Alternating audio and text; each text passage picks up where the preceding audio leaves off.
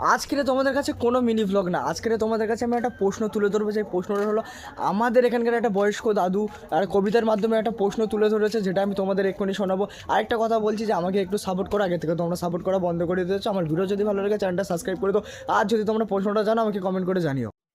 বীরবলান রামদিন ডোবে 14 পোয়া ছাতি হবে 5 টাকার লোভে। জল মিশিয়ে খেলে পরে অনেক যাবে বেড়ে, কাজে কাজে নুন লঙ্কা শুকনো মেরে।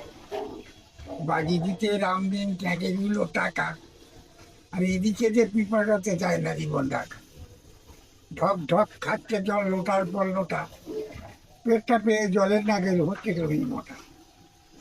5 মিনিটে হয়ে এলো মস্ত বড় জ্বালা, এবার কিন্তু হয়ে এলো ভাই পেটের আবার পালা। পটপটাং পটপটাং পটপটাং পট, পেটে পেটে বাড়ি এলো মস্ত সাথে মত। অর্থটা বলো দেখি।